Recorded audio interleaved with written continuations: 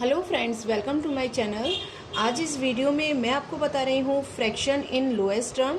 छोटे बच्चों को समझ में नहीं आता है कि किसी भी फ्रैक्शन को हम लोएस्ट टर्म में कैसे करें। तो सबसे पहले समझते हैं कि लोएस्ट टर्म होता क्या है। कि कोई भी देखिए, कोई भी फ्रैक्शन का नंबर है। फ्रैक्शन हम लोग जानते हैं कि दो नंबर्स हमारे लिखे होते हैं, एक न्यूमरेटर होता है ऊपर वाला और नीचे वाला डिनोमिनेटर होता है। तो जो जो दो नंबर होते हैं उन्हें हम कहते हैं फ्रैक्शन, जो ऊपर नीचे लिखे होते हैं। इनको लोएस्ट टर्म में, लोएस्ट टर्म यानी सबसे छोटा ऐसा नंबर जिन्हें हम इससे ज़्यादा हम उस नंबर को नहीं आपस में काट सकते, तो उसे हम कहते हैं लोएस्ट टर्म। तो हमें कैसे पता चले कि 7/21 का लोएस्ट नंबर यानी सबसे छोटा नंबर कौन सा है जो उसके बाद वो कटे ही ना। तो इसके लिए सबसे पहले हमें क्या करना होता है, इन दो नंबर्स का HCF निकालना है। अगर आप बिगनर्स हैं, छोटे बच्चे हैं, तो आपको HCF निकालना है। तो इस तरीके से आप HCF निकाल सकते हैं। तो सबसे पहले हम देखिए क्या करेंगे, 7 लेंगे। अब देखिए हमें क्या देखना है कि जो हमने ये 7 लिया है उस 7 जो है वो किस किस टेबल में आता है।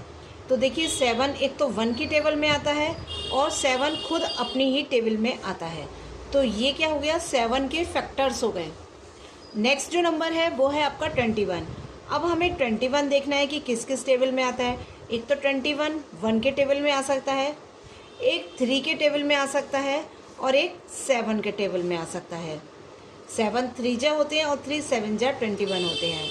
अब हमें क्या करना है, इन दोनों नंबर्स के कॉमन फैक्टर निकालने हैं। कॉमन फैक्टर यानी ऐसा नंबर जो दोनों के टेबल में आता हो।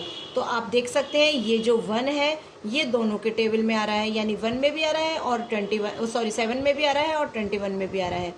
दूसरा आप देख सकते हैं ये 7 नंबर जो है वो दोनों के टेबल में आ रहा है, 7 वाले में भी आ रहा है और 21 वाले में भी ये फैक्टर आ रहा है।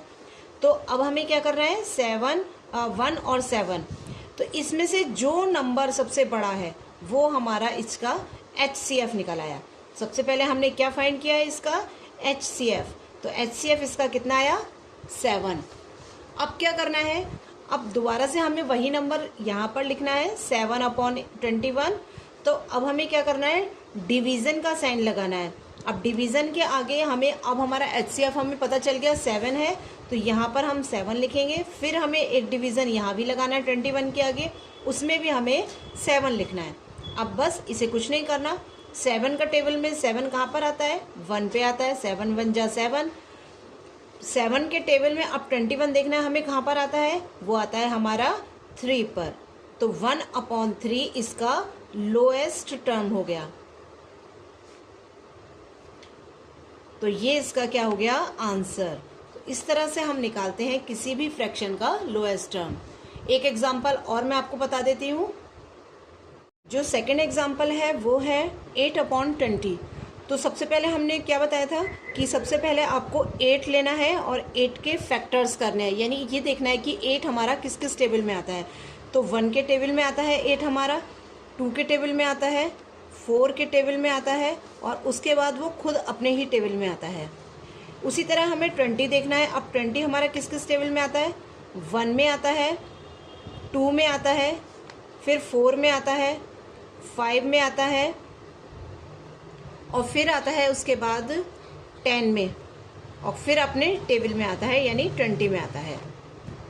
अब हमें क्या करना है, इनके कॉमन फैक्टर देखना है। एक तो 1 है इसका कॉमन फैक्टर, एक 2 है इसका कॉमन फैक्टर, एक 4 है इसका कॉमन फैक्टर और है उसके बाद और कोई कॉमन फैक्टर इसका नहीं है।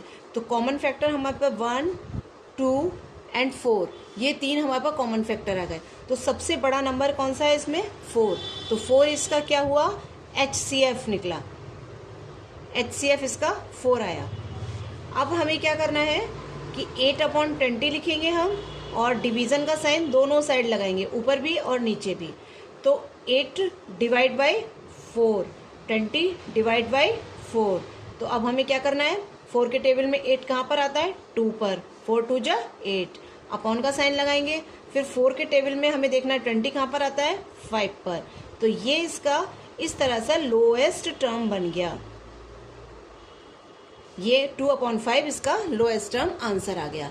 आई होप आपको ये वीडियो समझ में आई होगी। अगर वीडियो अच्छी लगी हो तो इसे लाइक किए बिना बिल्कुल मत जाइएगा। Thanks for watching.